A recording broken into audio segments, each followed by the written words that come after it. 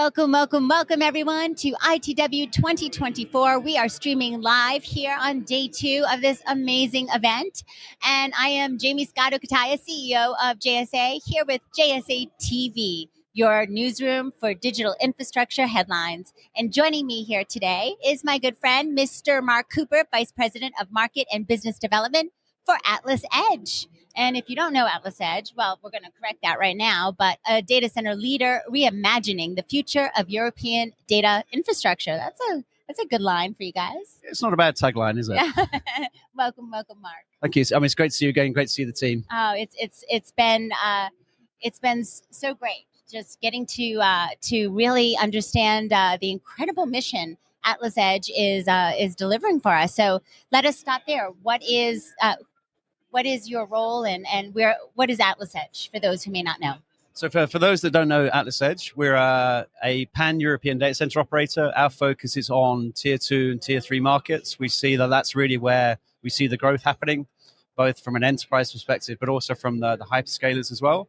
And my role and my team, so we look at market demand. So kind of trying to have a crystal ball, figure out where do we think is going to be the next hot market in Europe. We also listen to the customers and take that into consideration as well.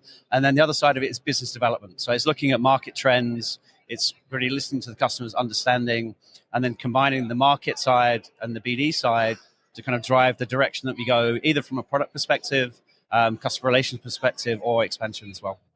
Well, talking hot markets, you have a Lisbon project coming up. Can you tell us a little bit more there?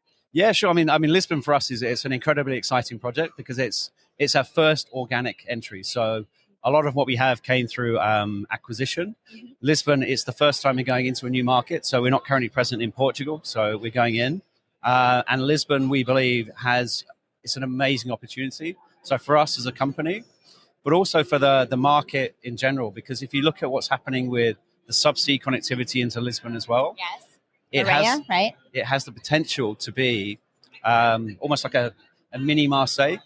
There's an opportunity to become this new subsea interconnection hub. So for us, it's just an amazing opportunity. Amazing opportunity, absolutely. And I mean, just let's talk about your reach across Europe too for a second. How many POPs now? We're now in 14 markets across Europe, and we're constantly looking to extend that as well. So I think we're in terms of coverage, we're one of the largest players with a focus on the tier 2 markets. So when you think Europe, you're thinking AtlasEdge, basically. Yeah, exactly. Can I say that? You can say that. So what impact do you expect to have with this Lisbon project on your larger, local, broader European market? Yeah, I mean, as I touched on, so we believe that Lisbon will become the next interconnection hub in Europe. Mm-hmm. If you look back at what happened with Marseille originally was about just subsea connectivity. Then the CDNs came, then the hyperscalers came, and we really believe that you're going to see the same happen in Lisbon as well. And with the subsea connectivity that's coming, it's uniquely positioned because you have connectivity from South America, North America, Africa as well, and then up into mainland Europe. So we just think it's perfectly positioned. I couldn't agree with you more. I always follow my subsea guys. And I'm like, where are you choosing next? That's the next big pop. So yeah.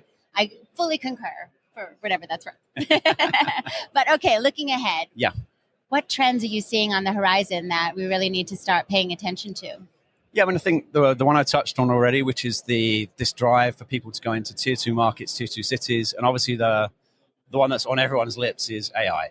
Yeah. And I think a lot of the market is trying to figure out, well, what is AI? What's happening? We're kind of on this hype cycle at the moment. It reminds me of the early 2000s where you had the massive boom there. And what we're seeing a lot of demand for the AI platforms for the Nordics. And that's driven by the fact that the power there is extremely cheap. But then if you look into Southern Europe, markets like Lisbon, you have a lot of cheap solar power available there. So we think you'll start to see these AI platforms rolling there. But this is where we're so early in this process, it's very difficult to determine who the winners will be. A lot of people talk about CoreWeave because they're so far ahead. Obviously, everyone talks about NVIDIA. But then you've got companies like AMD and Intel coming with their products as well. So I think AI is going to drive a lot of the demand in the DC industry. It may drive changes in technology. People talk about liquid cooling, immersion cooling. And I think that kind of ties in well to your theme around greener data as well. Well, thank you so much. I was going to say, I love that we're talking alternative energies when we're talking AI.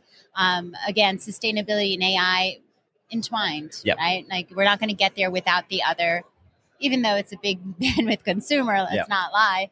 But I feel like the answer is now within our reach, hopefully. So Yep. fingers crossed there. Greener data. Yay. Yes.